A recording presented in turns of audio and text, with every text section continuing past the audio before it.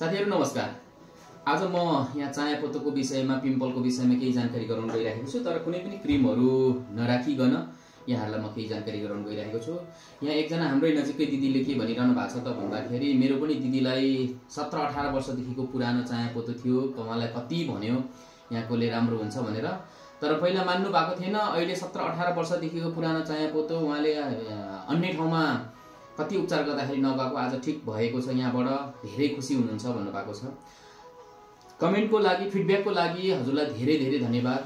म आज तपाईहरुलाई यो कुरालाई पनि अलिकति प्रश्न पार्न चाहन्छु। जबसम्म हाम्रो शरीरमा विभिन्न किसिमको समस्याको जड पत्ता लाग्दैन तबसम्म ठीक हुँदैन। त्यसले गर्दाखेरि यो चीजहरु म बोकेर बसिरहेको छु, आज तपाईहरुको माझमा यो देखाउन गइरहेको छु। हाम्रो शरीरमा अहिले विभिन्न किसिमको केमिकल, कलर, खानपान, विषादी, जंक फुड, फास्ट फुड यो कारणले गर्दाखेरि हाम्रो रगतहरु बिग्रिरहेको छ, पेटमा विभिन्न किसिमको टक्सिन डिजिजहरु भइरहेको छ। त्यसैले गर्दाखेरि मैले अलिकति डेमोन्स्ट्रेसन गर्न गइरहेको छु। यो एउटा शुद्ध पानी पिउने पानी राखेको छु। यसमा मैले चाहिँ एउटा विषादी यो सागसब्जीहरुमा राख्ने विषादी केमिकल लिएर आएको छु एउटा सानो बोतलमा। यो विषादीलाई मैले पानीमा राख्न गएँ है साथीहरु, हेर्नुस् है। यो विषादीलाई मैले यहाँ पानीमा राख्न गएँ, यहाँनिर थोरै मात्र राखेको छु मैले। यो पानीलाई यस पानीमा यसरी राख्दाखेरि यो शुद्ध पिउने पानी हो।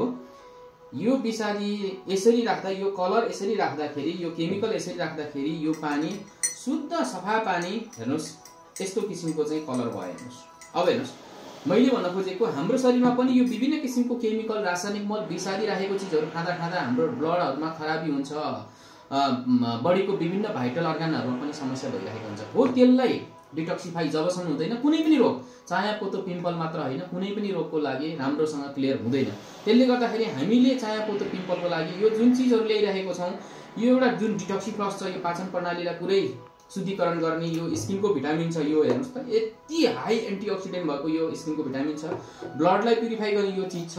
हर्बल जुस छ यहाँनिर क्लोरोफिल हेर्नुस् है। लगायत अब यो एलोभेरा जुस र डाइटी सप्लिमेन्टहरु यसरी छ। यो चीजहरुले चाहिँ के गर्छ त भन्दाखेरि हाम्रो शरीरमा भएको त्यो रगतमा भएको खराबी, शरीरमा जमिरहेको टक्सिनहरुलाई चाहिँ पुरै डिटक्सिफाई गर्ने काम गर्छ।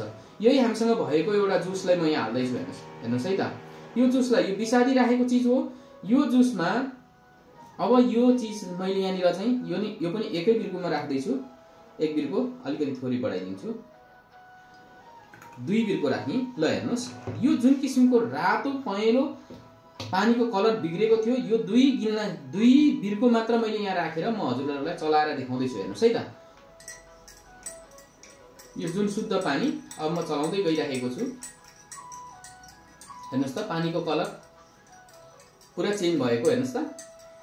यो जुन चीज खाए पछाडी हाम्रो शरीरमा जसरी यो पानीलाई शुद्धिकरण गर्यो त्यसै गरेर यो चीजहरुले चाहिँ यसले पेटलाई डिटक्सिफाई गरेर शुद्धिकरण गरिदिन्छ, यसले ब्लडलाई शुद्धिकरण गरिदिन्छ, यसले स्किनको भिटामिनहरु गर्छ, यसले पनि तपाईको हाम्रो शरीरमा चाहिँ नपुगेको तत्त्वहरुलाई परिपूर्ति गराउँदै रगतलाई सफा गरिदिने काम गर्छ। हो यसै गरेर जबसम्म डिटक्सिफाई हुँदैन, शरीरबाट टक्सिनहरु क्लियर हुँदैन तबसम्म चायापत्तो क्लियर हुनको लागि टाइम लाग्छ।